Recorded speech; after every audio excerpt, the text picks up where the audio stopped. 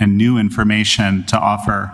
I'm also currently authoring a book called Kill to Order, China's Forced Organ Harvesting Industry and the True Threat of America's Greatest Adversary. And so I'm a subject matter expert on the issue of this forced organ harvesting in China as well.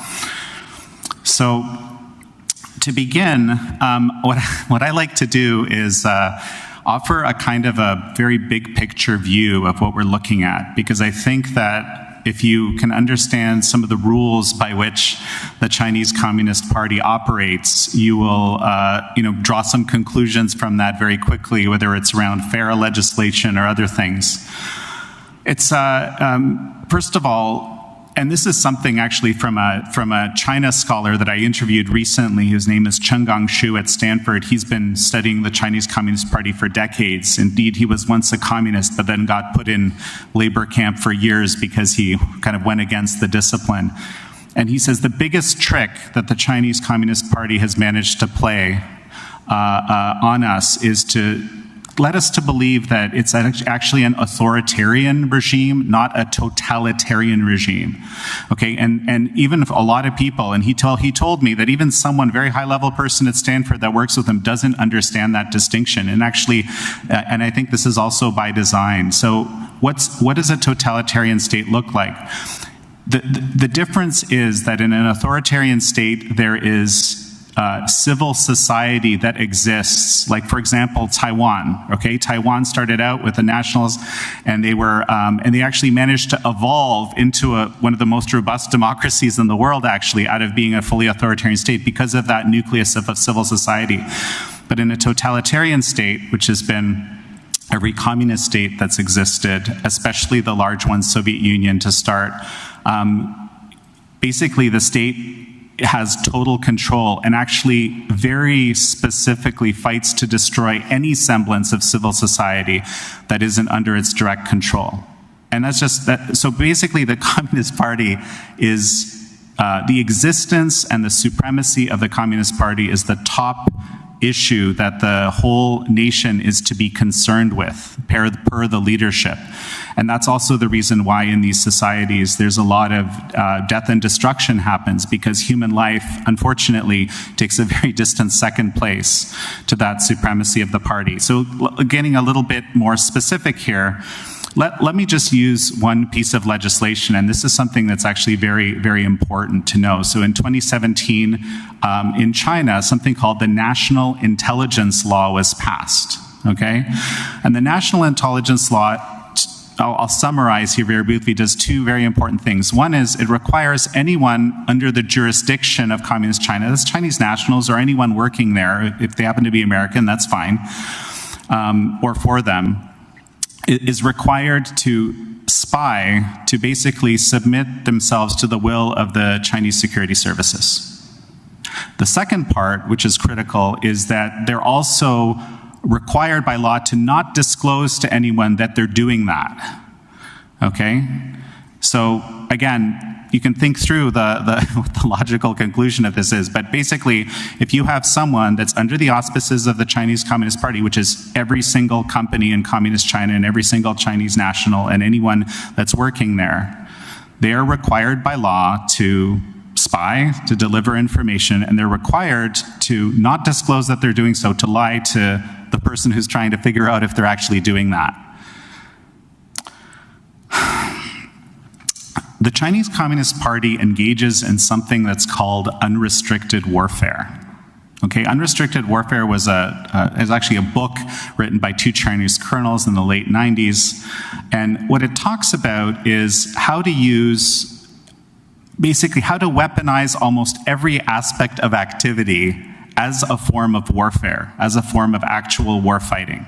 And so in 2003, this was codified. They picked three of these things, okay? One of them was, let's call it media warfare. Another one was psychological warfare. And the third one is legal warfare, or lawfare, as we sometimes call it. And these three were actually codified into kind of central tenets of what the People's Liberation Army should do, okay, of how it should fight. And why is this important? Because they use all of this against America, okay? the Chinese Communist Party, to use language from its own mouthpiece, the China Daily, is actively waging a people's war against America. Okay, so just because you're not at war, you don't think you're at war, doesn't mean that Communist China isn't at war with us. It very much is.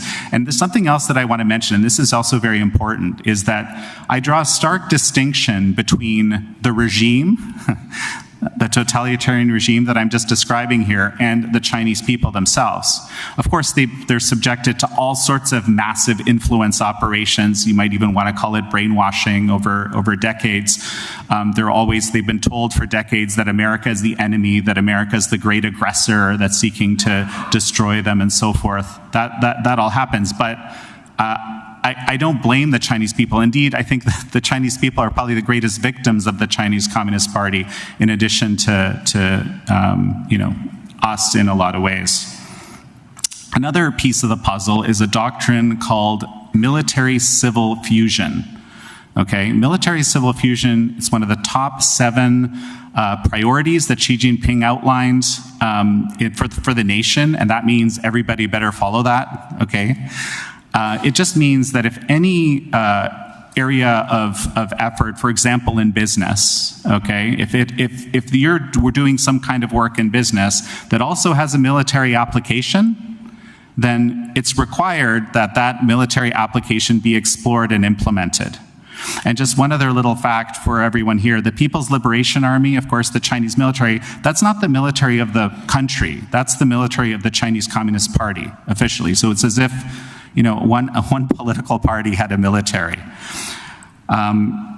Another piece of the puzzle, which I like to mention, is something that a journalist in Canada called Sam Cooper, who was looking very deeply at Chinese Communist Party infiltration through Vancouver, which was one of the initial hubs, okay, through which Chinese infiltration came into America. He calls it the unholy trinity. Okay, and that just means that there's 3 groups that are working together. You've got Chinese state security, which is the kind of people that we feel usually, and there's something else called the United Front, which I could describe in more detail, whose entire purpose is influence operations. But that actually works together with wealthy business tycoons, okay, wealthy Chinese business elite, and also with Chinese organized crime, the triads. So something, what he realized was that if you look at each of these activities of these different groups separately, they seem to be pursuing their own objectives, like making money, like, whatever, crime, right, for the triads. And of course, for Chinese state security, the thing that you would expect. In fact, they're actually all working together to achieve a common goal. And once you look at it that way, makes a lot more sense. So again, I'm trying to give you some kind of building blocks to think through how to address the Chinese Communist Party threat here in Oklahoma.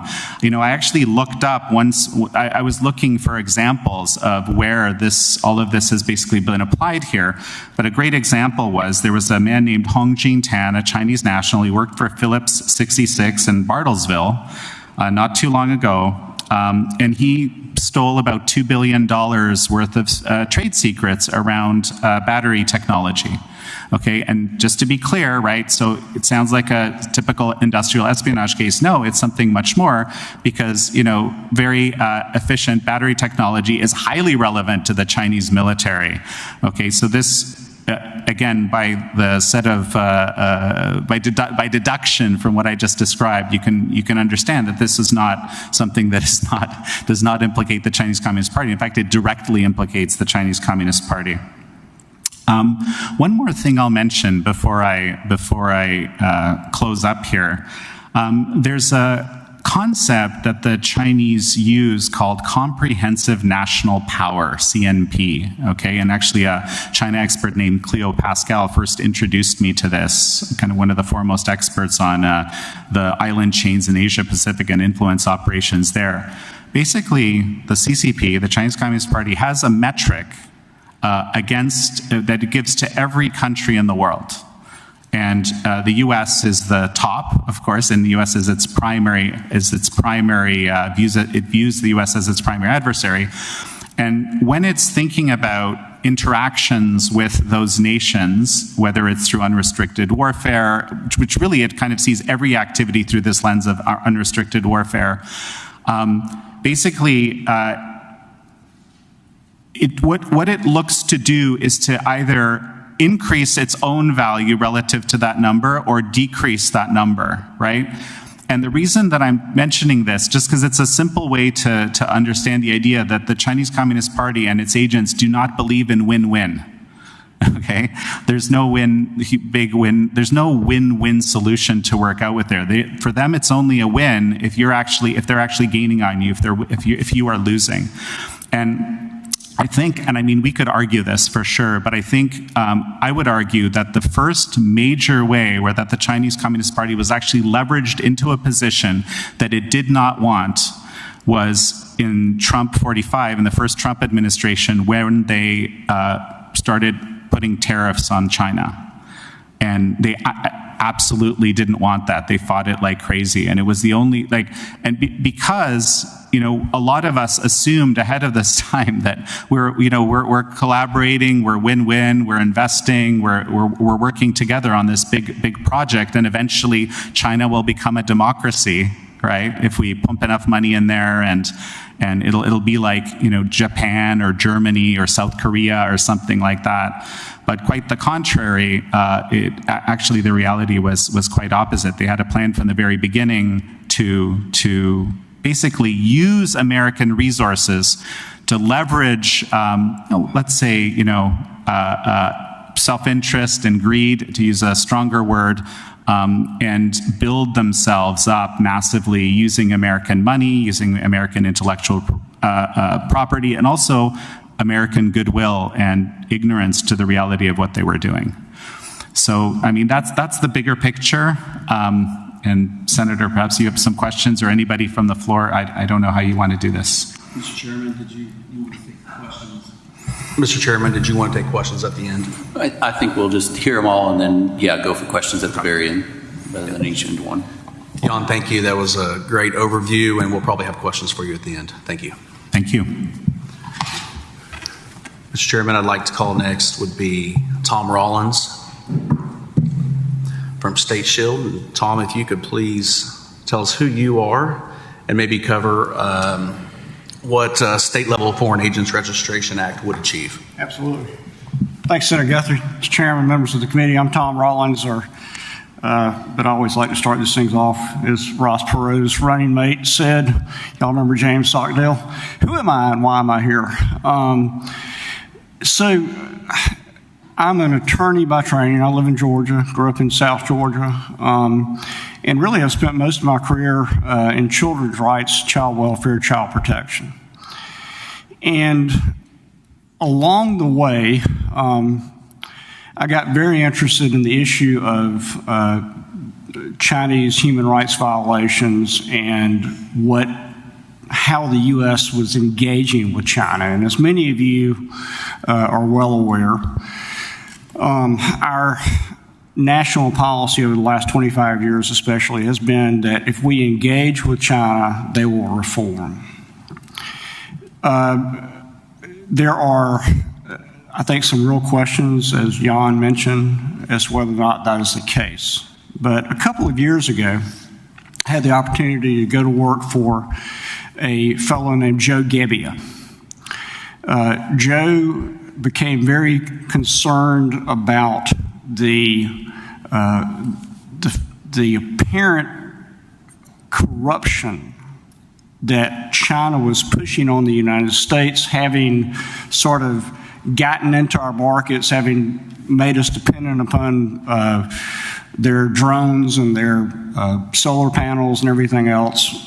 There seemed to be an increasing level of the Chinese using those connections to corrupt federal and state officials. And so he founded a nonprofit that I now have the pleasure of serving as policy director for, State Shield. We've been in existence about 2 years now, and we focus on bringing education about the China threat and the threat of other hostile nations to the state level. There, of course, has been good focus about China issues at the national level for a number of years. The FBI has been warning us for a number of years that China has been actively stealing our intellectual property. For example, they're building back doors into many of our products that we purchase so they can steal information. They are doing their best to corrupt our universities, to steal information.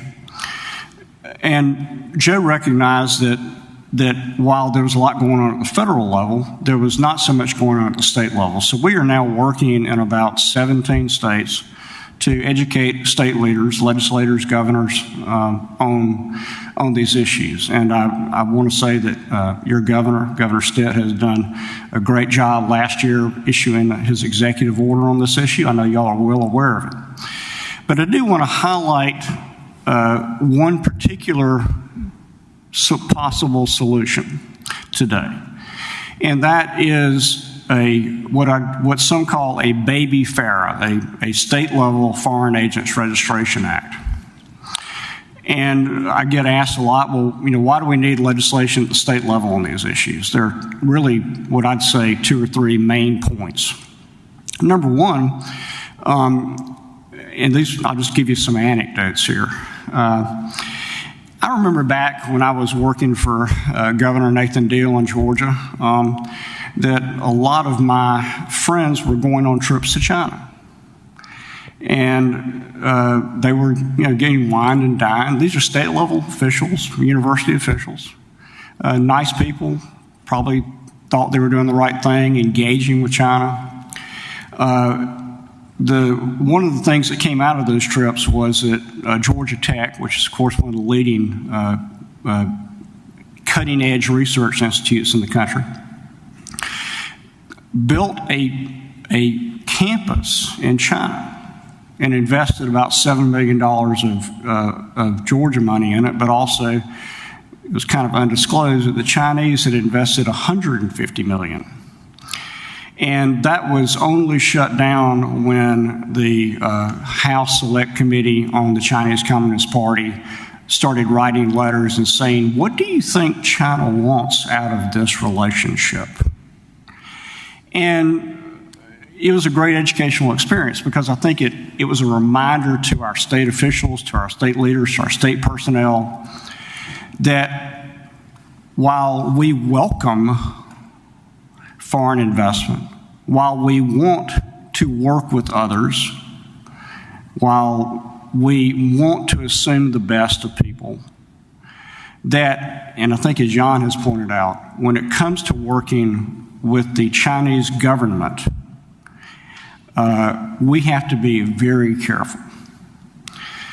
The second issue, of course, is that while there is, as we know, a federal Foreign Agents Registration Act, I think that there are certainly some issues with whether or not we can accurately or effectively enforce that. I know that the Attorney General, Pam Bondi, has recognized that given the limited federal resources, that they are focusing their attention on what I call espionage cases, federal espionage cases. But meanwhile, and in part because the federal government has really started to be more aware of the threat of China and other hostile nations, that China has, and this is straight from a number of sources, including the New York Times and the FBI, they have really started to focus on how they can influence state-level leaders. As their access to national federal leaders is diminished, they are focusing on influencing state-level leaders. And it's not simply to steal information, it's also to manipulate the message. I had a nice conversation with one state official who told me that when he or she, I'll leave him anonymous, was working for a particular governor, that they were always getting requests from the Chinese officials to calm things down. Don't talk about Taiwan. Don't talk about the Uyghurs. You may recall, it's been a couple of years now ago, a deputy chief of staff to the governor of New York was indicted, and she was being given gifts and bribes and other things. And it wasn't necessarily to steal information. It was so that the governor of New York would not say anything positive about Taiwan or say anything about the genocide occurring against the Uyghur population. We also know that the Chinese government plays the long game, and they are aware that an up-and-coming leader at a state level may end up being a U.S. senator one day, may end up being a president one day. And so the more that they can influence those people now, the better off they are. And of course, part of the issue is that among our residents of our 50 states are many individuals of Chinese descent, or some of whom may still, many of whom actually have families still in China. We have seen the Chinese attempt to coerce students studying at our universities into stealing information, to crush dissent, often to threaten families back in the homeland that if the person doesn't do the Chinese government's bidding, that their family will be hurt. And so by adopting state-level approaches to these issues, we are much better able to protect those individuals who may have be of Chinese descent or other hostile nation descent who are living with us. And it's a human rights issue. It's not a red issue, it's not a blue issue, it's a human rights issue. So specifically on the Foreign Agents Registration Act, so we know that over the last, really this past year, this past legislative session, we've had a great deal of success.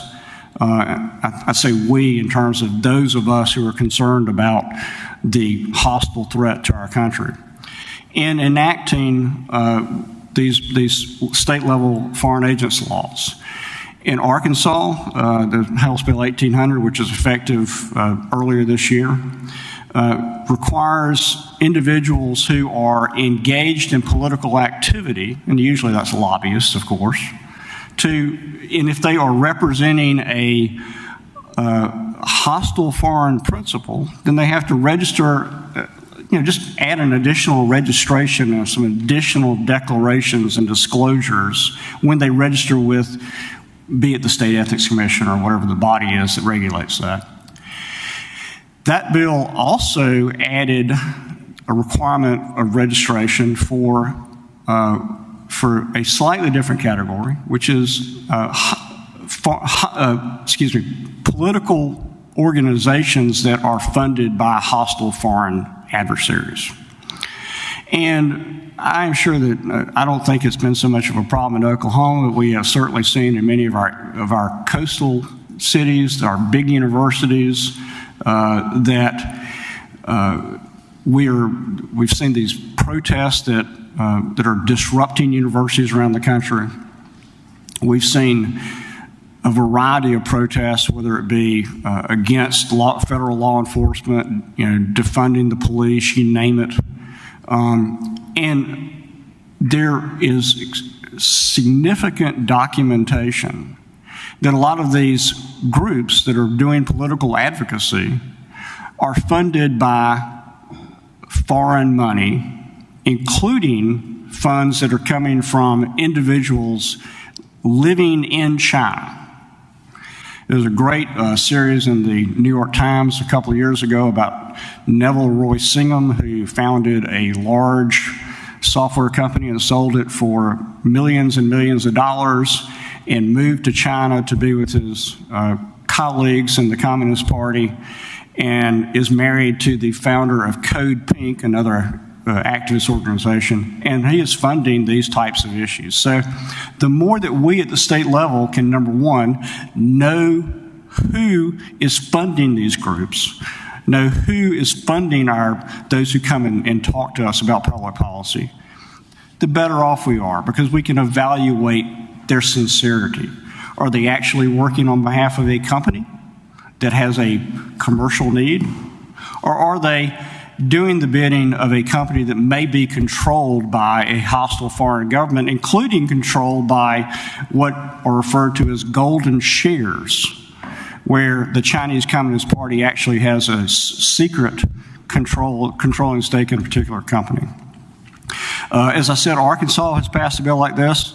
Louisiana has passed a bill like this, and it's effective December 1st. Nebraska has passed legislative bill 644. It's effective October 1st. Texas, as I understand, recently passed a bill. It's just now effective, House Bill 119. And although it's perhaps not technically a Foreign Agents Registration Act, Florida has passed and signed, Governor DeSantis signed into law one of the most innovative bills I have seen, which is Senate Bill 700. That bill came out of a scandal in which an individual was running for office, and it was determined sort of halfway through the campaign that all of his money was coming from China. The bill targets hostile foreign funding of charitable activities, hostile foreign funding of some business activities, and I think we're seeing a lot of this done. And I think it's a good move.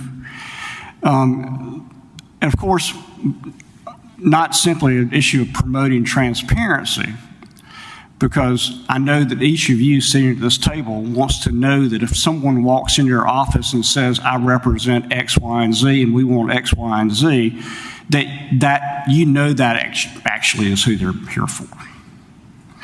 But it also puts a bit of a burden, and I think an appropriate burden, on our lobbyist friends, those of us who sit in front of legislative committees and who go speak to legislators and government officials. The bills essentially require that those who do political activity or political advocacy be a little bit more diligent about who they're working for.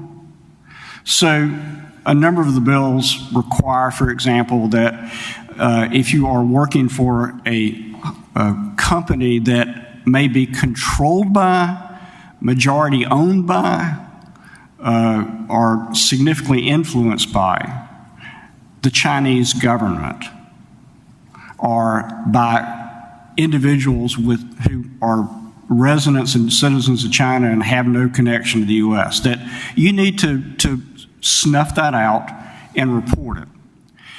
It doesn't shut down any free speech.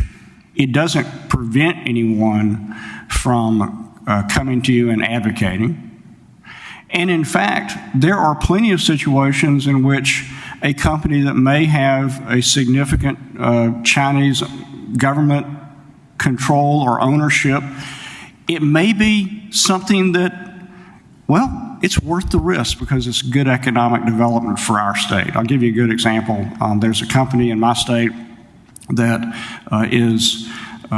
we know is actually owned by a member of the Chinese Communist Party, but they also they create really good goods. They employ a lot of Georgians. We don't want to stop that necessarily, but we do want to know about it. And so it's a matter of of transparency for those of us who do political advocacy work. And of course, whether or not, how y'all feel about all that, our motto at State Shield basically is we are here to help you understand the Chinese threat, the threat that is posed by this regime, but we also understand that the decisions that we make, that you make, are going to vary depending upon your state, the needs of your state, the economic situation of your state, the risks. These Foreign Agent Registration Acts, however, help us to better understand the risk that we may take when engaging with a government official from China, a company that may have significant hostile foreign ownership, and that sort of thing. I want to kind of wrap up, and I'm happy to answer any questions, but I want to wrap up. I kind of want to get back to how I got into this. Like I told y'all at the beginning, my field, really, what I've done for most of the last 25 years is child protection. When I kind of later in life, so to speak, you can tell I'm not as young as I used to be. I went back and got a master's in international human rights at Oxford. And as a result of that, I had to, one of the assignments I had was do a lot of reading on this basic question. We in what I call the West, Europe, United States, we have very significant traditions and values. We value freedom. We value individual rights. We value minority viewpoints, and we work to protect those. And we also have engaged with a Chinese Communist Party that grew out of and has based its power upon terrorizing anyone who didn't toe the party line. And so the question that came up in my classes was, is this engagement working? Is it working for Western values, or is it working for a totalitarian society or totalitarian government? There are a number of books I'd recommend to you if you really want to go down the rabbit hole on this. Frank DeCotter, who is a scholar, has written 3 incredible books. The Great Famine, The Cultural Revolution, and China After Mao. I am currently reading a very thick book that I fall asleep to every night lately. It's called, it's just Mao, an autobiography, and it's by Zheng Chang. And it continues to open my eyes to the fact that if we're going to stick by our values, if we're going to spread those values to the rest of the world, which we should, if we're going to value the rights of the Chinese people, then we need to be very, very careful about how we are engaging with the current Chinese regime. And so, again, we're happy to work with y'all on particular legislation. We have a lot of other ideas. I know we're talking mostly about FARA today. But Senator Guthrie, I want to thank you for letting me come and talk about this issue. It's kind of like Jan and I, we sort of both of our favorite things to do lately. And I'm happy to answer any questions you may have. Senator Guthrie, I'm going to do just one. You're not Tom Rawlings, right? You're filling in your name? I just didn't catch it. Yeah, Tom Rawlings. Oh, it is? Yeah, okay. sorry. I thought you had said that you had to fill in for somebody, and I wanted to make sure our agenda, in case we had questions at the end. So thank you. Proceed, Senator Guthrie. Thank you, Mr. Rawlings, and we'll probably have some questions at the end. Okay. Thank you. Our next speaker is Director Bruce Boone from the Oklahoma Ethics Commission, and I believe she has a presentation.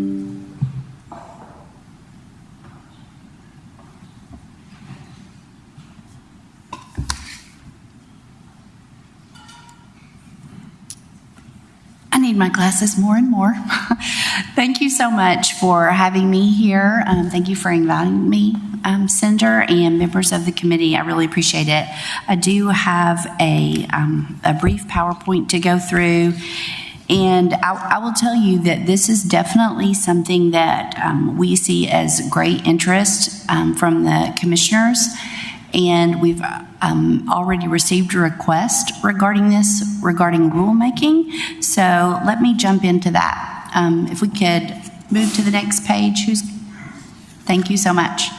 All right, so at our January meeting, which unfortunately was really just a little too late for us to be able to promulgate rules for this year, at our January meeting, Representative Duell advocated for what might be perceived as a baby FARA here in our state. So this would be for registration and disclosure by an individual who is lobbying on behalf of an adversarial nation or a country of concern as defined by the State Department. So that is not something that the Ethics Commission would contemplate in terms of defining who those countries would be. That would be by that State Department list. That is part of FARA, and it is disclosed, so we would operate off that list. It would require disclosure. It wouldn't provide for prohibition, but would request registration and disclosure. Staff were authorized to begin that rulemaking request. We are just now in that process of gathering feedback and beginning to promulgate rules. So now is the perfect time to speak into that process and have a voice into that. And that is the first piece I wanted to address. Next slide, please. I want to give you a little bit of information just about the rulemaking process, because we are, I like to describe it as almost, the Ethics Commission is almost like a unicorn, really, in terms of its rulemaking, because it's governed by the Constitution. So the Commission adopts rules after a public hearing. So very similar to what's under the APA, we do have a public hearing process. There is 30 days notice. We typically, before that time period would even come, since I've been with the Commission last year, we did working groups across the state. This year, we are inviting an advisory group that's going to be serving as a part of the Commission's strategic plan. We've got people that are representing basically former state legislators, former judges, former elected officials, the political strategy groups, somebody retired from the media. So people that normally would interact with our office, we're asking them to serve on that advisory group. They'll probably be meeting later this month and be speaking into this rule specifically as well. But before the rule is ever promulgated, we have that public feedback process. Our rules do cover campaigns, initiatives, referenda, state officers, employees, and do include civil penalties. The approval process is really that partnership piece with the legislature, with the executive branches of government. So at the beginning of session, those rules are submitted to the legislature and the governor. We had rules this past session that were submitted, and I came around and talked with individuals about those rules, and then those rules become effective unless they are disapproved. They are subject to veto. The difference in our rules at that point then is they are published as part of statutes, so they become almost like statutory law at that point, and that is prescribed by the Constitution as well. There is an amendment and a repeal process, so the Commission can repeal or modify, but the legislature may also repeal or modify rules by majority vote. And so that's the process as prescribed by the Constitution. With the Foreign Agent Registration Act, I want to just give a little bit of background as I understand it. The who's who there would be foreign agents or foreign principals. The person or corporation acting on behalf of an entity would be the agent. The principal is the foreign country, organization, or individual representative. And then the activities that require registration are just lobbying, campaign contributions, other political activities. We have already made some changes within the rules this past year about campaign contributions, and we'll touch on those in just a moment. Then there's the disclosure requirements that are covered by FARA, and that is whether it's income and expenditures or issues and activities advocated. The key distinction here is the disclosures have to detail the specific relationship between the foreign agent and the foreign principal. Next slide. Thank you. So as the previous speaker mentioned, several states have already enacted their own registration requirements. This information came from an entity that you guys are probably very familiar with.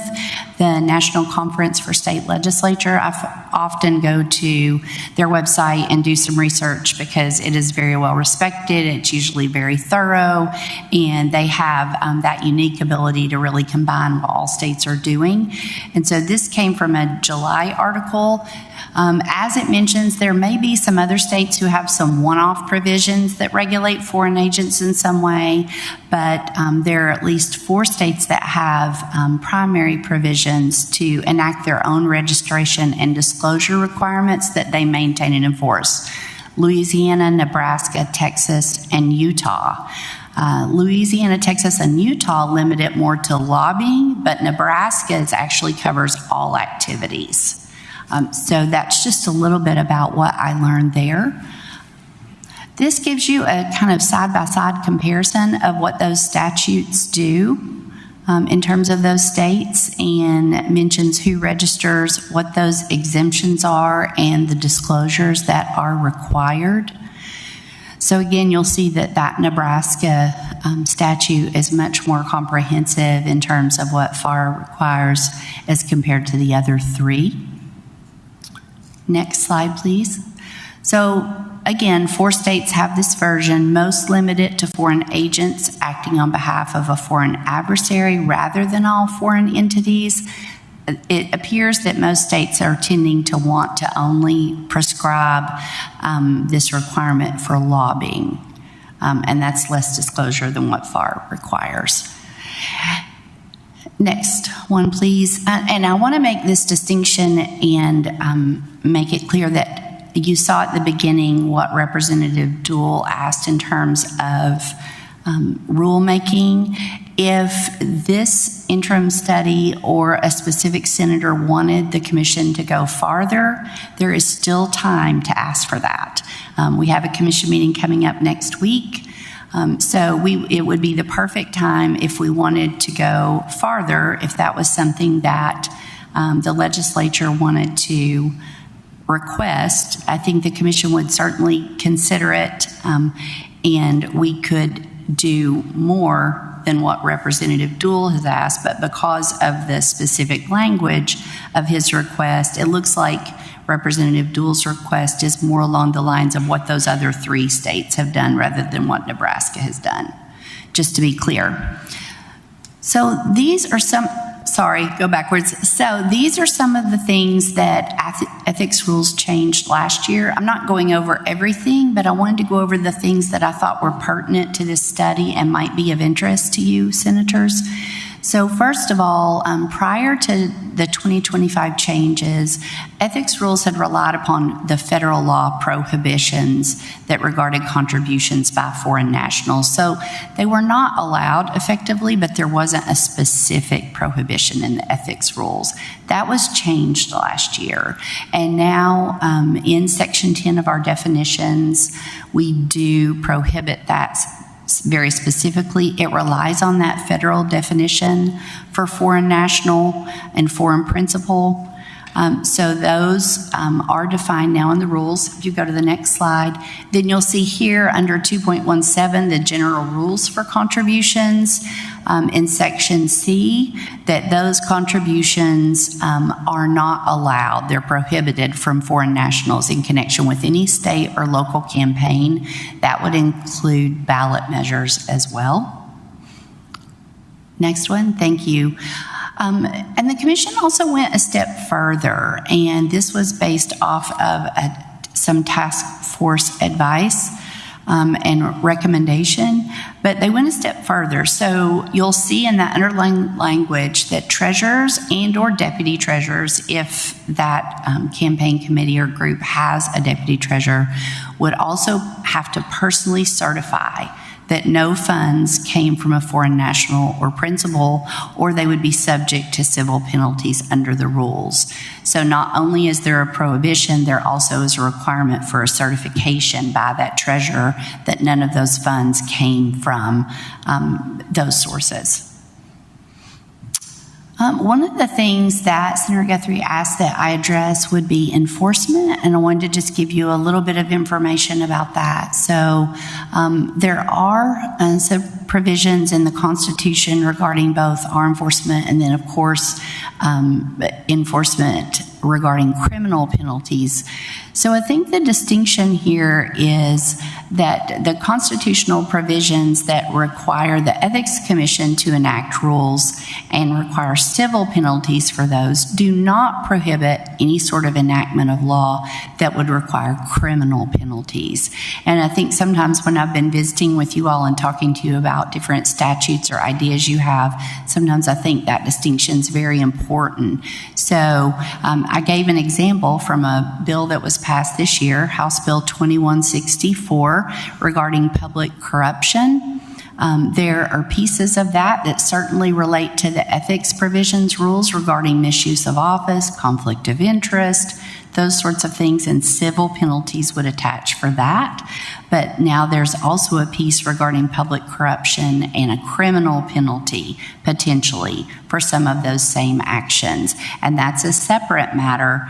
We do work with law enforcement when that is needed and do refer things to law enforcement, but there are criminal penalties that can attach for some of the same subject matter areas that might be covered by our rules. Civil penalties for violations of ethics rules are covered under Rule 6.13. So it's not less than $5,000 nor more than $25,000 for a single violation, going all the way up to $100,000, depending on what is occurring in the case. I haven't been here for a very lengthy period of time, but almost 2 years. I've not seen anything close to that, $100,000. I do know there have been cases in the past that have had larger penalties, but those are some of the enforcement tools that the Ethics Commission has in terms of civil penalties. That's my presentation. Thank you, Director Bruce Boone. Our next presenter will be Bradley Clark, General Counsel of the Oklahoma Attorney General's Office. Good morning, Mr. Chairman, Senator Guthrie, Senators. Thank you for having me. My name is Brad Clark. I serve as General Counsel to the Oklahoma Attorney General. I've been there a few years now.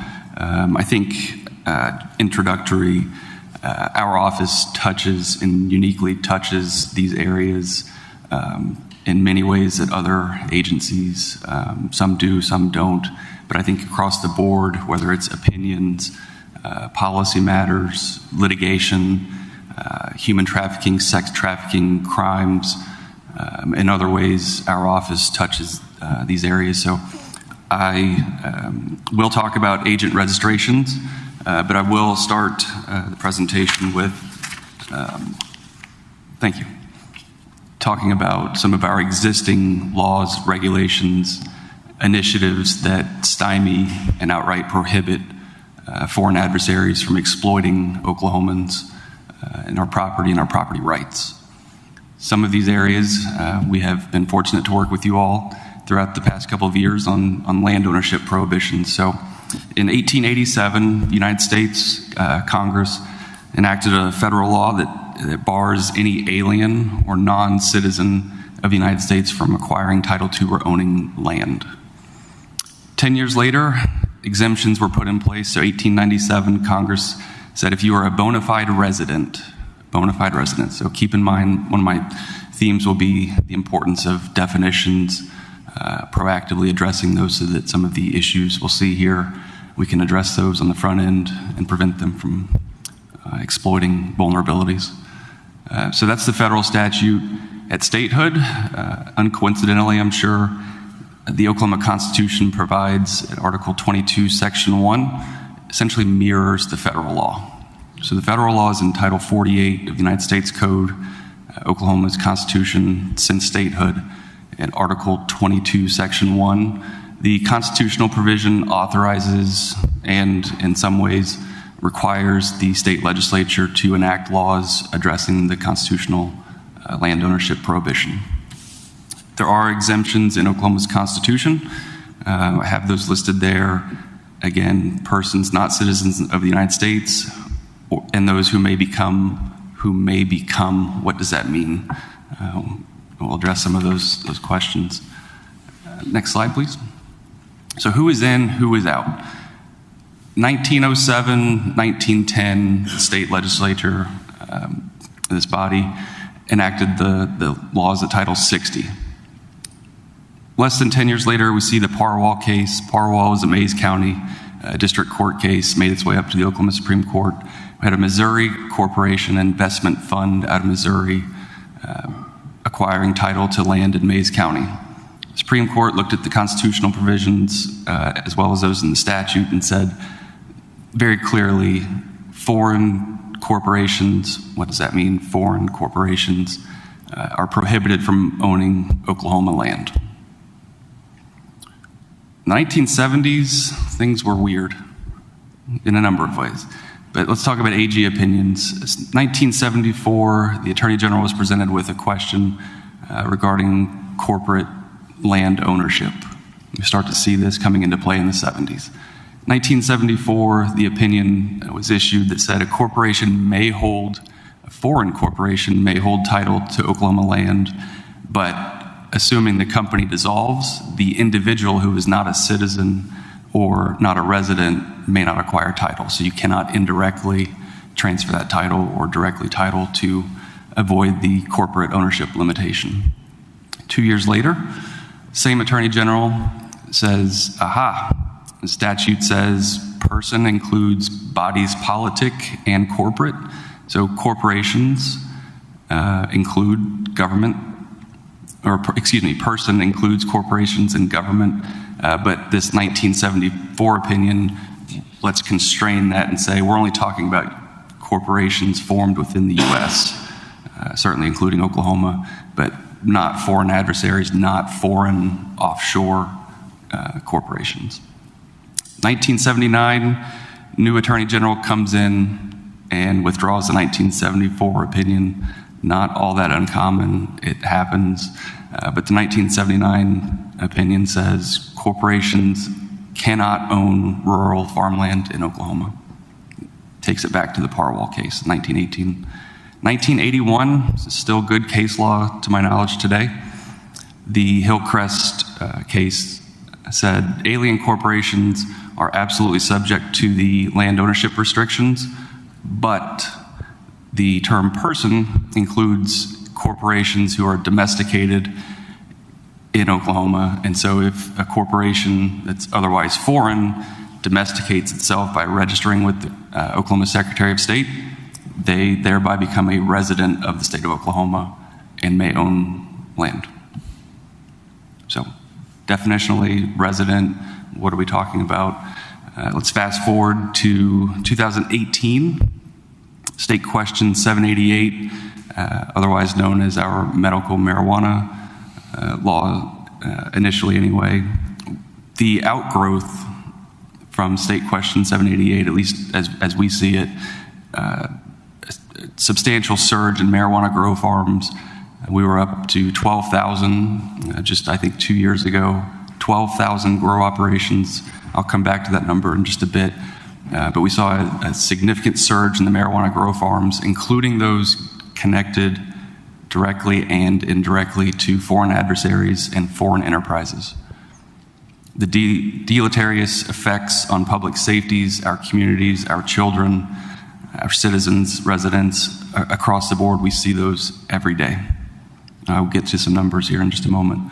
And so from State Question 788, when you have these problems, in my opinion, the legislature responsibly acted and addressed, and we're still addressing some of these areas. So next slide, we'll start talking about some of the legislative response.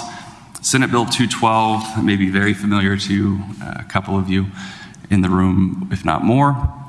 Senate Bill 212 became the number one question, the number one topic for me anyway, as general counsel for about a year. The legislature said, we have these land ownership restrictions and prohibitions, but let's go in and tighten these to make sure that others are not exploiting those vulnerabilities. And so part of what Senate Bill 212 did was require that any land transaction, anytime someone or some entity is acquiring title to Oklahoma land, that deed that's filed with the county clerk must have an accompanying affidavit that says, I am a citizen, I am not a citizen. There's penalties of perjury in there as well, but every land transaction in Oklahoma must have that deed from that point forward in 2023. There are exemptions. The exemption I will address is a business entity engaging in regulated interstate commerce in accordance with federal law. What does that mean? It means if you are operating a legal enterprise, whether it's manufacturing, widgets, or whatever it may be, you may be exempt. But it really, I think, addresses marijuana, right? Marijuana is prohibited under federal law. I think that's the target of that exemption. The Attorney General is also authorized to exempt any deed when he or she determines necessary. So Senate Bill 212, there were questions around the implementation, and so what we did, fielding hundreds, thousands of calls, was to gather stakeholders. Mr. Chairman worked with you, worked with the title companies, banks, lawyers, individuals, Land Title Association. It was a robust group of stakeholders to look at some of the deeds. And so if the target of Senate Bill 212 is to restrict foreign acquisitions, foreign impacts on Oklahoma land, maybe it doesn't make sense when ODOT is widening a road to force ODOT to go through a deed and an affidavit in every one of the situations. So some of those limited situations came up and became, in 2024, OK AG2. That was an opinion, Mr. Chairman, you requested that one. So we responded accordingly with those limited exemptions. The trailer, I think, in some ways to that opinion is what was Senate Bill 1705, further tightening those prohibitions in statute. And so the addition of foreign government adversaries and foreign government enterprises are also now on the books as those entities that may not ever own Oklahoma land or acquire title to Oklahoma land. Definitions are included in the statute, importantly. So foreign government adversary is an entity designated by the United States as hostile, and excuse the spelling, the grammatical mistake there, or a country of particular concern, not necessarily a county of particular concern. Foreign adversary is a situation where they're controlling interest in a business, sovereign wealth fund, or state-backed investment fund. And so I appreciate the legislature defining these terms and preventing the issues proactively. Additional statutory exemptions are there, mainly with the deeds. There's a list of those with the deeds and the affidavits, but that's Senate Bill 1705. I'm going to go backwards 1 year here. The Organized Crime Task Force, forward on the slide, back a year. House Bill 2905, otherwise known as the Organized Crime Task Force, it gives the AG and other law enforcement agencies full enforcement authority over medical marijuana laws.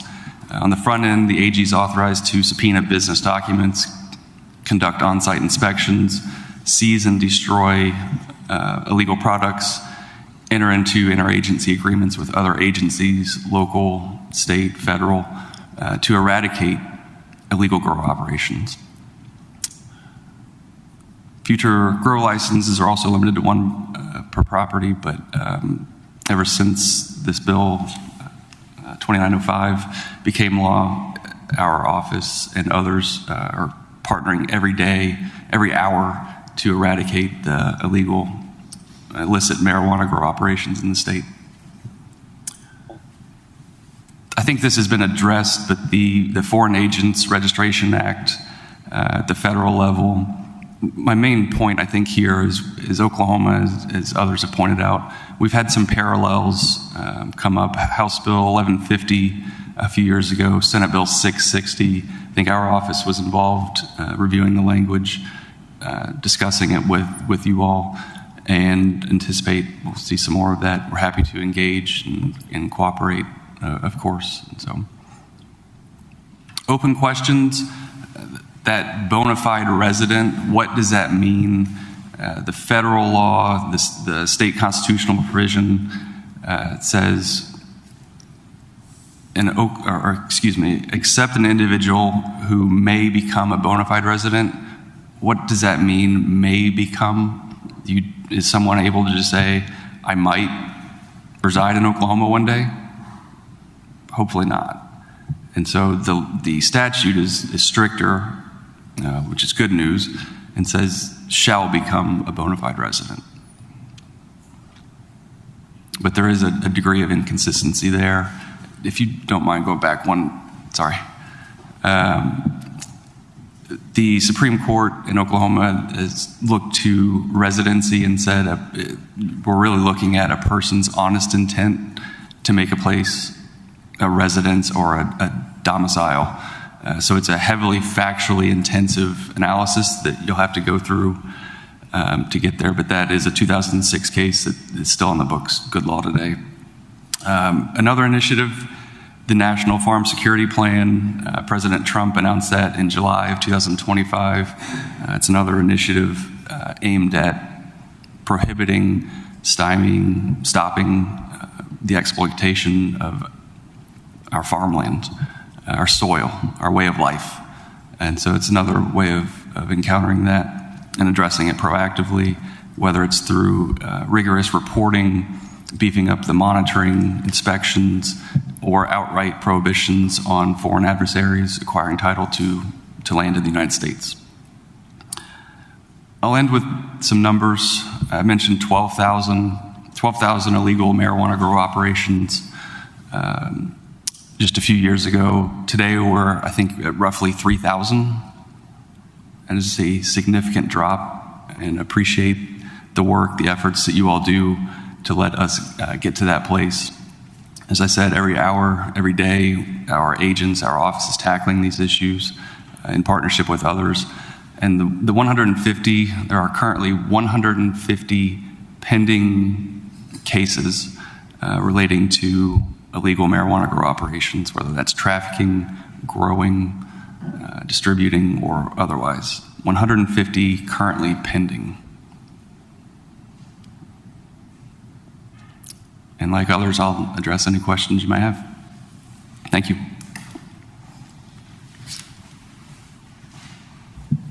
I do have one question.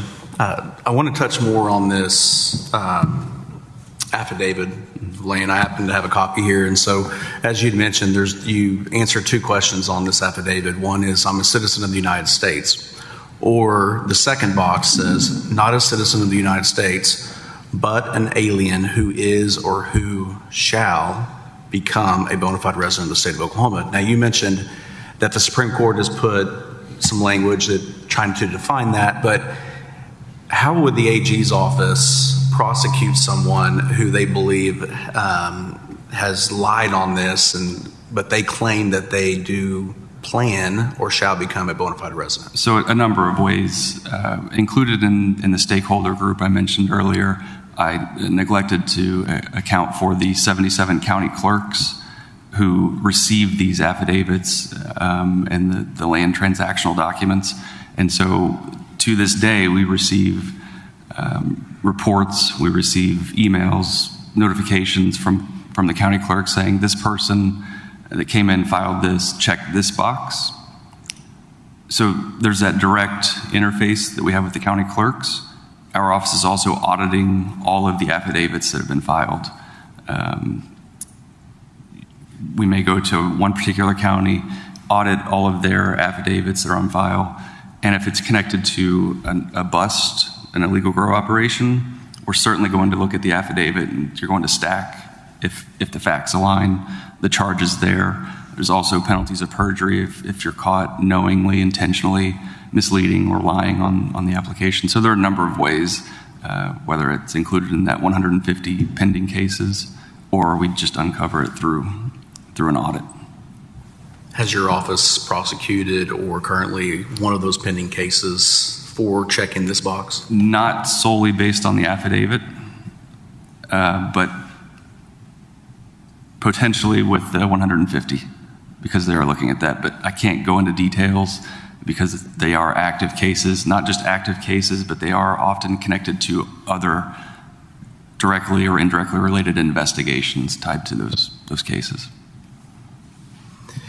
Okay, so recently the Attorney General's office sent out a request for proposals for the prosecution of Temu. Right. Can you touch on, and I assume that's probably an open case, but can you touch on the reason why the AG's office has filed this case? And then secondly, why has the AG's office sought after outside counsel versus inside counsel? Sure.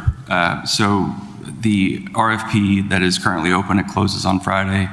It's one of 3 that are currently open. This one, as you asked, it directly relates to Temu. Our Consumer Protection Division, our Constituent Services offices, they receive complaints from Oklahoma customers, consumers that may have engaged or sought to engage in some of these products.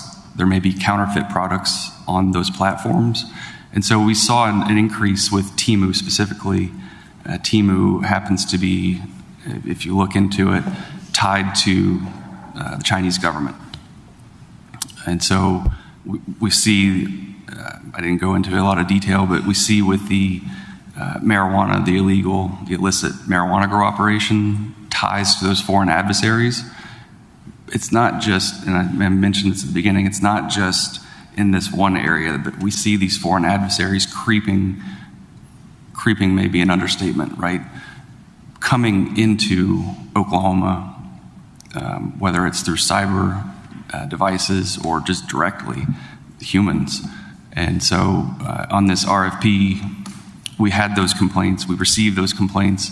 There are other AGs in the United States suing Temu and Roblox, it's the other one, but Temu specifically for unlawfully siphoning consumer data, taking the data from your phone, and where does it go?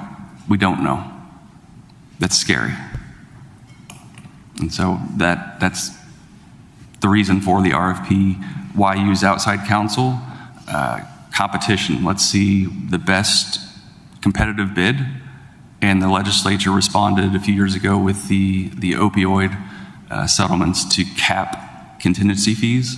And so those are competitive bids that are capped under the statutory scheme for outside counsel to spend their resources. If Oklahoma does not recover 1 cent, counsel will not receive 1 cent.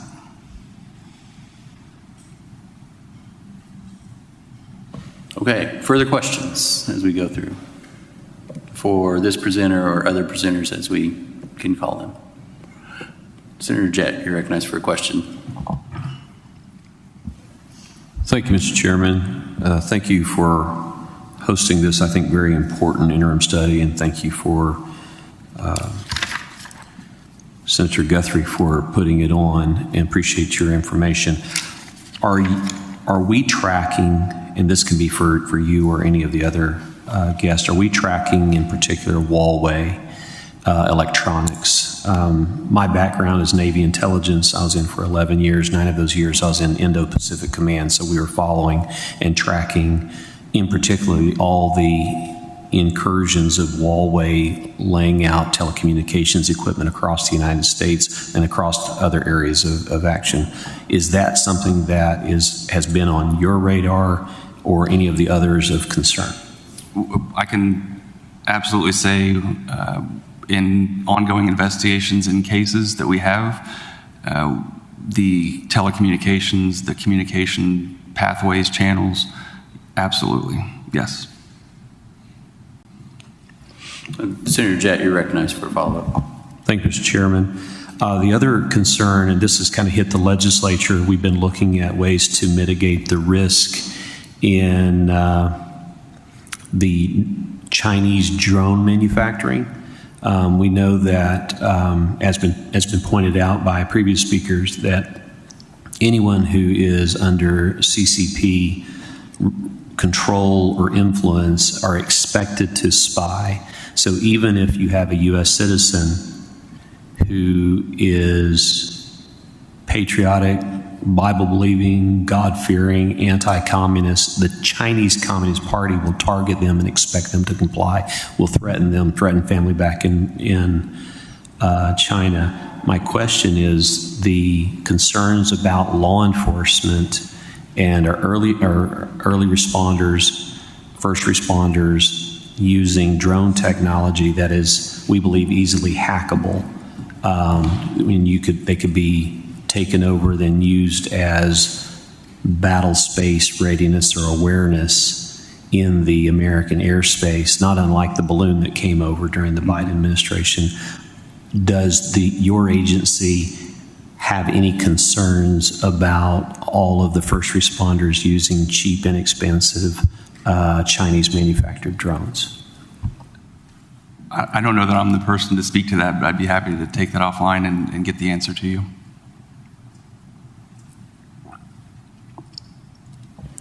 Senator Boren, you're recognized for a question. Thank you for joining us. Thank you. I've been paying attention.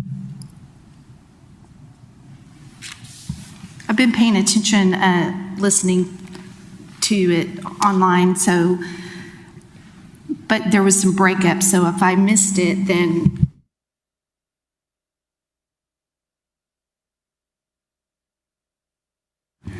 Is that better? Okay. I listened to your presentation and I understand about the registration and the laws that we already have in place. My two big umbrella concerns are first with probates. So if somebody inherits land by probate, either an LLC or you have a trust or some kind of transactions that's not traditional human to human, but maybe LLC to LLC or estate to some other kind of corporate structure, it seems like it puts a cloud on the title to have to burden the estate, to have to go through all of this extra layers to basically do a check to make sure that the majority ownership interest of this LLC is not owned. And sometimes we don't even have access to that information. So I'm sure you thought about the probate issue. I would like for you to clarify that.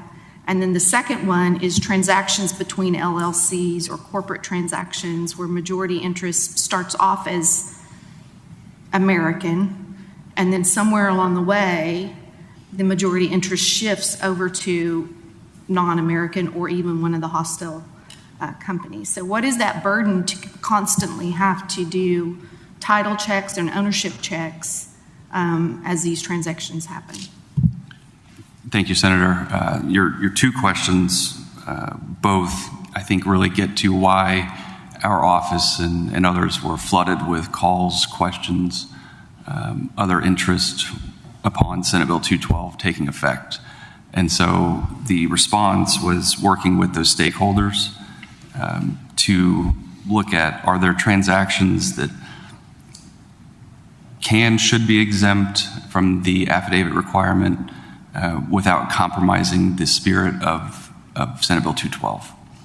The probate matter was one of those instances. And so I believe the 2024 AG opinion, and I'm looking at the 2025 statute in response that incorporated some of that into it. If the legislature wants to examine full probate cases or the process to include those as exempt from the affidavit requirement, it's a conversation to be had. But as of now, like transfer on death deeds are exempt from the affidavit requirement. There are I think there are 8 situations that are exempted from the affidavit requirement. The probate, if you want to look at that holistically, certainly to be explored, but absolutely cannot compromise the design intent of that law, because if someone wants to exploit the law, they will stop at no ends to do it. And so just always keep that. I try to in the back of my mind to say, like the ODOT example I gave earlier, I don't believe the intent of Senate Bill 212 or Senate Bill 1705 was to require the Oklahoma Department of Transportation, when they're widening a 2-lane road to a 4-lane road, are we worried about medical marijuana or marijuana illicit grow operations coming into the ODOT widening project? Those are reasonable situation scenarios where we're not compromising the intent, the spirit of the bill or the law, but also not requiring bureaucracy to grow for unreasonable, unnecessary reasons. Senator Bourne, you're recognized for a follow-up. Thank you. So did y'all talk about how a gift or a devise in probate could be rendered ineffective because of this? So somebody is put into a will to receive the property, and then their status as under this law doesn't fit. So is that directly addressed, or is this something the courts are going to figure out along the way? Both. Thank you, Senator. So both, I think, is the answer to that question. Early case law looked at gifts, devise, other transfers of title upon death through probate or otherwise transferring property. The statutes also address gifts, devises, and other means of transferring. Within the prohibitions, those are addressed. So I think it's a matter of statutory language, constitutional provision, but the courts addressing that, interpreting those as well. Again, sorry, my early theme was the importance of definitions, definitional terms, so that we don't have to rely on the courts to interpret that one way or the other. The legislative expression is right there in the language. Senator Bourne, you're recognized for a follow-up. This is the final one. Because we have a lot of military families, and they will end up having children that may not actually be born on American soil, or we have people that are families that start off in America and then they move away, they live their whole adult life and have children that are citizens of other nations, but yet their grandma and grandpa live in Oklahoma. Is that grandchild's inheritance going to be impacted by this law if they're a citizen of France, for example? Can that child inherit from their grandparents' estate in Oklahoma? I don't want to paint or speak too broadly. The constitutional provisions are expressly in Oklahoma's constitution and federal law to say that no alien, no person who is not a citizen or who shall become a resident of the state can acquire title to land. And so they're going to have to comply with the requirements that are on the books, whatever those may be at that time. I can't speak to a grandchild here, a grandchild there. They're going to be factually independent outcomes. All right, I have a few for this. I don't know, Senator Guthrie, were you wanting to call anybody else up, or yeah? So I'll finish out with the Attorney General's office. So back earlier, we were talking about SB 212 and the affidavits. Have there been any prosecutions or divestments that have become as a result of that? You said there might be some pending, but any prior of an actual divestment? Thank you. Prosecutions not independently, just totally reliant on the affidavit. I'm not aware of any. The divestments, probably. We received questions early on from corporations, mergers, acquisitions, as they were going through those processes, and came to the realization that Senate Bill 212 was taking effect soon and needed to restructure that merger, that acquisition. And so highly likely that has been involved. Along those lines, if somebody else knows and wants to report, do you report to your office? So even if it was somebody that bought prior to 2022 when these laws went into effect, the constitutional prohibition as well as the statutes there, so maybe not an affidavit, would we call your office or call the district attorney's office for that? Our phone lines, Thank you. Our phone lines are always open. I can speak to an example.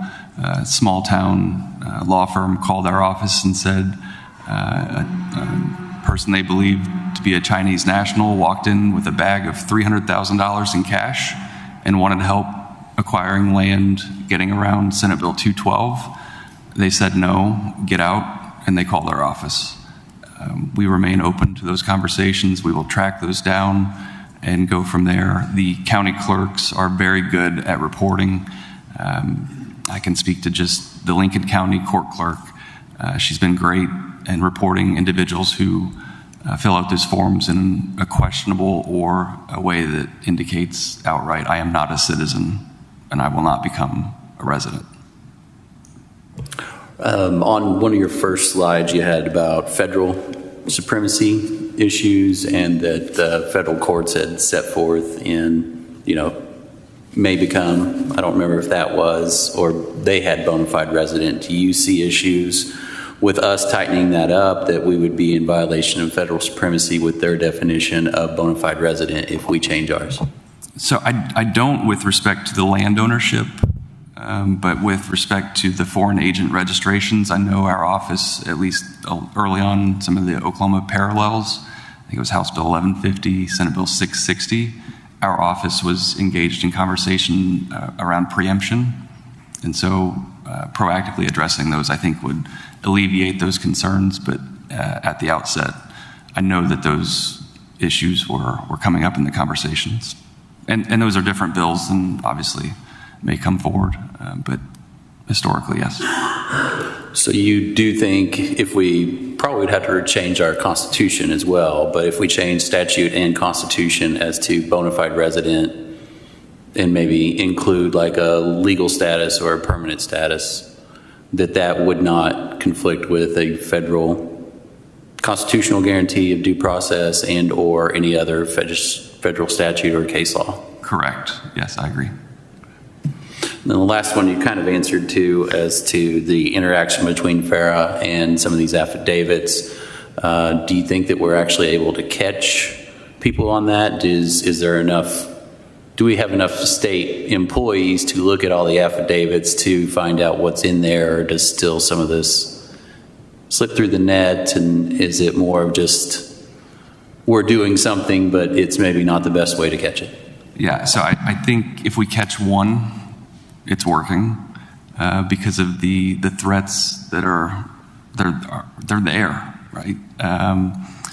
It is working. Is it a burden on individuals to additionally fill out that affidavit? I think early on, a lot of the feedback was yes, but we've worked through those issues. I think you all, thankfully, led the way on a lot of that, and so that has helped. They're working.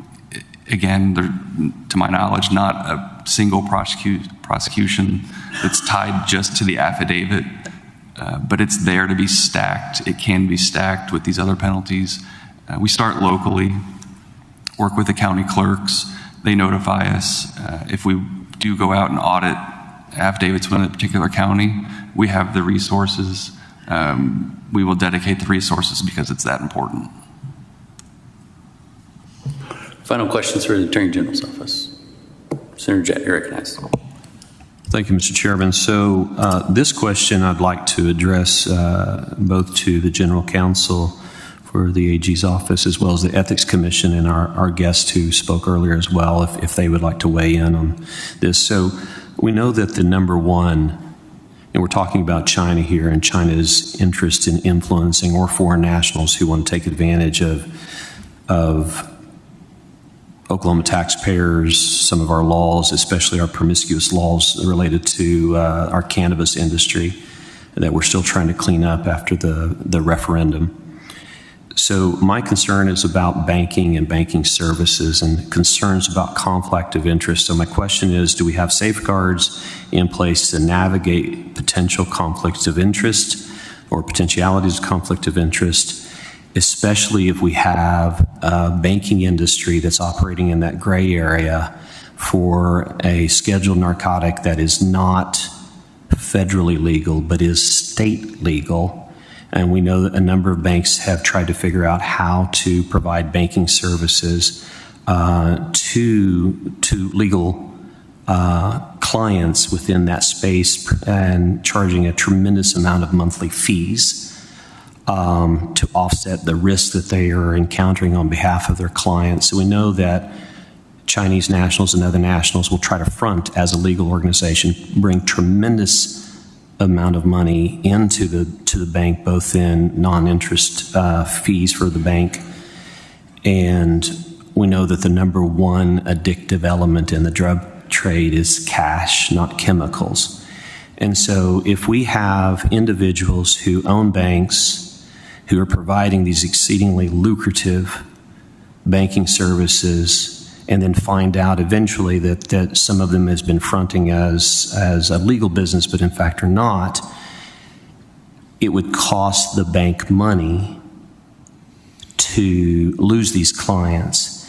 And if we have regulators or if we have law enforcement agencies or even elected officials who are promulgating these rules or deciding whether or not who to investigate or how to apply the law, do we have safeguards in place to protect Oklahoma taxpayers from a potential conflict of interest if somebody who is writing legislation or investigating potential wrongdoing to make sure that those conflicts of interest are duly disclosed and that they cannot influence the application of the law in those cases? So that's an Ethics Commission request. A question is for you as well. What kind of safeguards do we have in place to make sure that those who are tasked with regulating an potential illegal industry that might have a conflict of interest in bank ownership and that's providing these services? Thank you, Senator. The banking department, the banking laws of the state are extensively regulated. We could go into those at length. They have numerous reporting requirements if there's a conflict or if there's suspicious activities. I feel like those are adequately addressed. Can something get through? Always. Always. But the regulations, the statutes, that authority exists as we have it today. I'll let the director speak to the conflict of interest portion. I will also say the Organized Crime Task Force, that House Bill 2095, was critical in authorizing our office to intervene proactively through subpoenas, business records, bank documents, whatever the case requires to get to that information. And so thank you for allowing us that opportunity, that authority to engage in that manner as well. Senator Jett, you're recognized for a follow-up, but I do have Bruce Boone, that's coming up for, I believe, her share on that.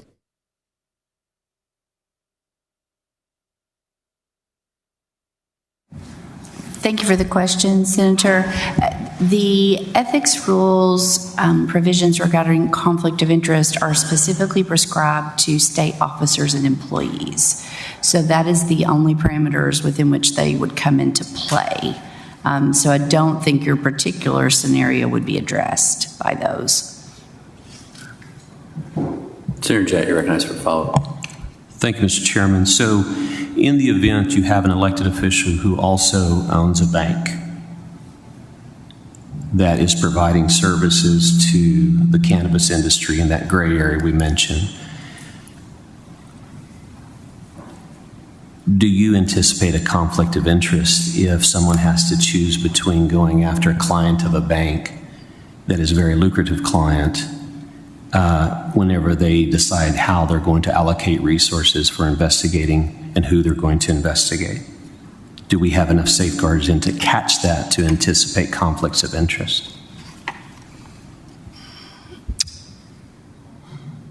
I'm trying to think of a scenario where that would come into play. I think our conflict of interest rules speak more to a conflict of interest as related to if you're in your role as an office holder and then you are, let's say,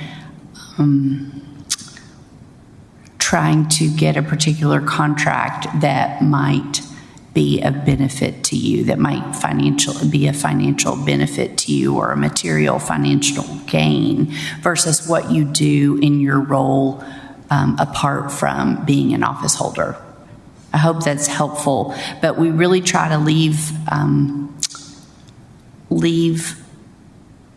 office holders to have their own form of employment that's apart from what they do as a legislator. Senator Jett, you're recognized for a follow-up. Thank you, Mr. Chairman. Thank you, Director, for that response. So to give a specific, without too specific of the details, I represent 3 different counties, and in one of my counties, a district attorney, duly elected, had a spouse who was in the cannabis industry. And as the DA would go after and bust legal or illegal grow houses, in one case, mistaken identity did tremendous amount of damage to a competitor of his spouse. So my question is, if you're in a law enforcement context, if you can investigate, you can also choose not to investigate, which could directly benefit a business that is under your purview or one of your spouse or one of the businesses of your spouse.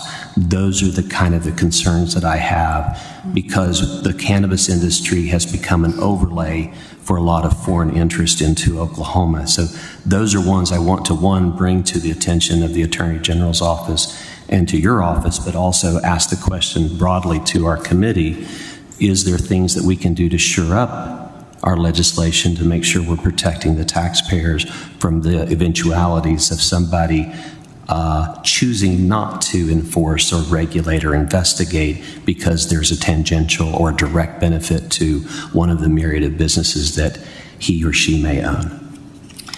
Thank you, Senator, for giving that context. That's really helpful because that will allow me to give you a clarification. Our conflict of interest rules, as they are prescribed currently, only apply to state employees and state officers. They do not go to that level of political subdivisions, city clerks. We get those questions very frequently. People call us, can you advise us on conflict of interest at a local level? We do not have that capability, so that is not something currently written into the rule. We have the rules that now apply the same levels of enforcement, civil penalties for campaign finance and for filing personal financial disclosures, but we don't have any authority for enforcement of a statewide level of conflict of interest provision for those local employees. That's helpful.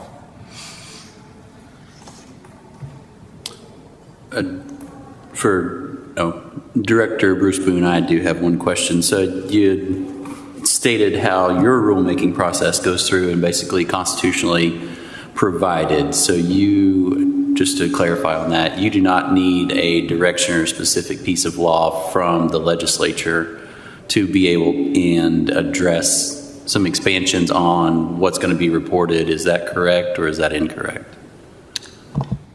Sorry, I didn't follow your question on what piece is going to be reported. That's the part I'm missing the connection. Just like foreign agent registration and whether we want to limit it to adversarial countries or non-adversarial countries or just all foreign agent registrations and what that may be defined as. Could you do that solely through rulemaking under your constitutional authority as opposed to getting legislative direction from us? I believe we could do it through our rulemaking authority, and we would just take any sort of request for rulemaking and then turn that over to the commission, and you could have input at that point, and any sort of conversation or limitations, what you want that to look like. I think the commission's very open to that. But I think at this point, all that has been requested of them is related to lobbyists rather than that larger piece. But I think it could certainly be brought to us and then with your partnership go through that legislative process. Another follow-up or similar to that, with any registrations now, say when a lobbyist registers, do they have to register every principal that they are acting on behalf of? And does that become public record, or can they just register as a lobbyist and then keep their clients anonymous or non-reported? No, they do report principals, so those are listed, and that's public record. You can't see it today because the Guardian is still shut down, but that is something that's a matter of record. Further questions? Senator Guthrie, you're recognized for a question, I believe, of another author.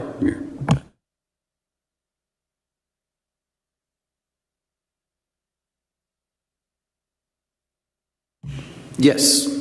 If our first two speakers would like to go up, probably similar in concept, and we'll open those to questions from members of the committee. Senator Guthrie, you are recognized for a question. Thank you, Mr. Chairman. This question probably directed more towards Jan or Tom, possibly could fill in, but I want to back up just a little bit. And, we talked about threats of foreign adversaries, mostly China. And, most of the states that have passed anti-fair legislation has been just in the recent year, which tells me that this is a growing concern. But can you touch on a few other of the threats possible from China specifically? And Senator Jett kind of alluded to this, and the AG didn't have the answer to this, and I wouldn't expect him to, but drone technology, public cameras, flock cameras, solar panels that contain kill switches, litigation that's funded by China, healthcare providers that are also influenced by China. Can you kind of just touch on the additional Chinese threats to Oklahoma residents? Well, you named quite a few areas. Another area might be these extra high voltage transformers that are part of the overall electrical grid across the United States, which are currently only manufactured in China. I don't have the exact details, but one of these giant transformers was taken and kind of, as I understand it, disassembled, and there were things found in there that it's a kind of a classified thing. I don't know the exact details, but I understand there were things found in there that were highly problematic. So that there's these types of kills. You mentioned the solar. That's been, by the way, just as an idea for you, the solar industry is very interesting because it's an example of how China came to dominate a particular industry that actually had quite a lot of growth in the United States. I'm unfortunately not sure about how much of that was in Oklahoma, but basically a standard model for the Chinese Communist Party to achieve dominance in a strategically valuable industry, right? Because we put so much emphasis on solar. We've been putting so many subsidies into solar, right? So in effect, what happened was because this is the kind of thing you can do in China, because you have a strategic interest in dominating a particular industry, you can dump, which is what they did, basically solar panels into America, undercut essentially all the manufacturers in America, and now you dominate the piece. And you also get to benefit from all the subsidies that are provided in the ones that would work internationally, which a lot of them did. So that's an example, in addition to installing the kill switches that in all of this stuff, which only you produce, or almost only you produce. Any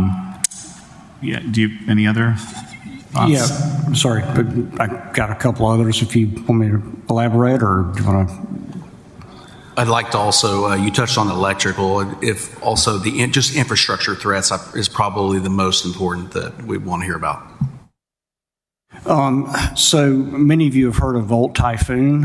This was a hacking exercise that the Chinese government, Chinese military did that, according to the Wall Street Journal, the Chinese government acknowledged a few months ago that they were actually behind it. Because, as Jan said, because they do create or manufacture so many of our components, such as transformers, parts of the electrical grid, switches, et cetera, they have been able to build into those products back doors to get in. And in fact, that's what they did with Volt Typhoon. It was an exercise to see It was hacking into electrical systems, water systems, and I think some other critical infrastructure to see if we were in a conflict, for example, if China invaded Taiwan and the U.S. tried to respond, they could come in and just shut us down in a lot of ways. I do want to, if you don't mind, I'll touch on something really quick that Jan said. I want to elaborate a little bit. Just in terms of the threats, all of your port cameras, of course, drones.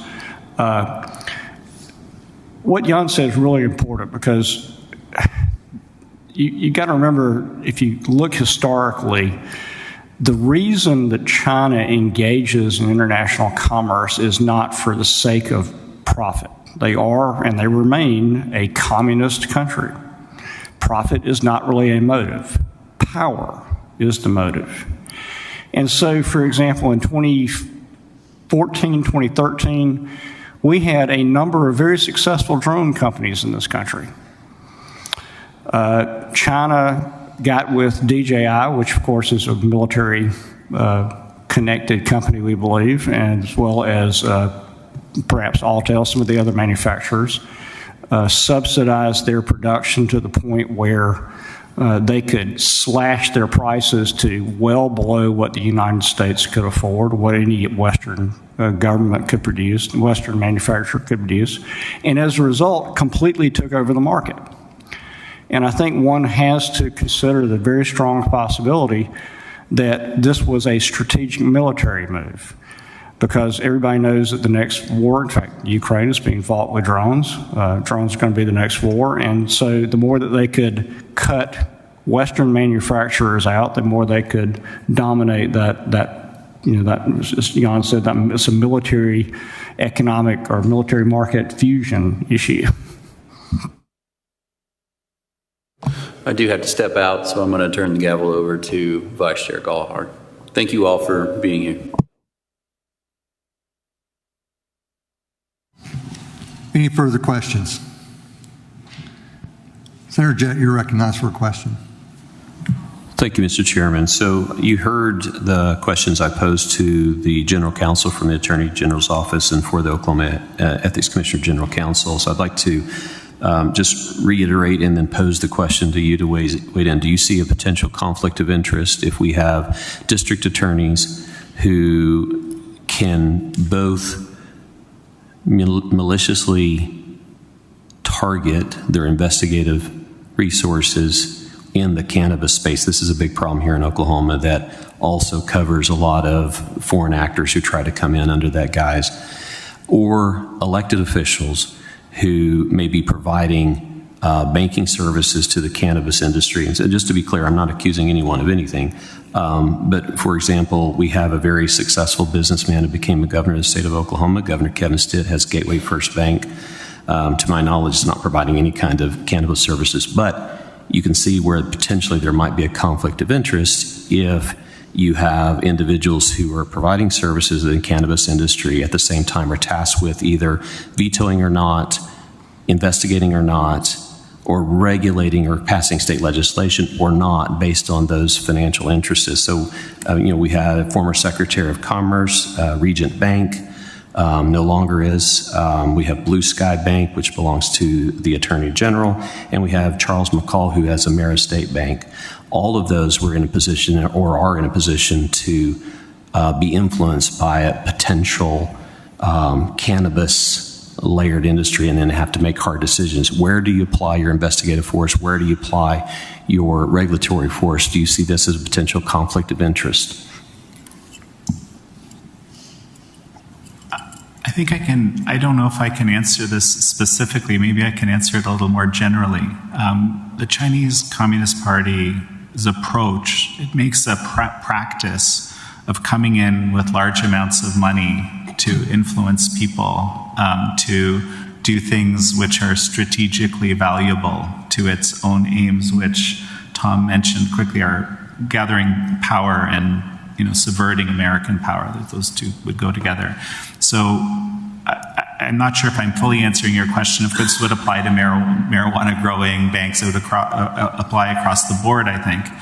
and to have to be able to have some kind of scrutiny around conflicts of interest that arise between elected officials and Chinese money, whether that's buying land or whatever it happens to be trying to do, would be, I think, extremely important.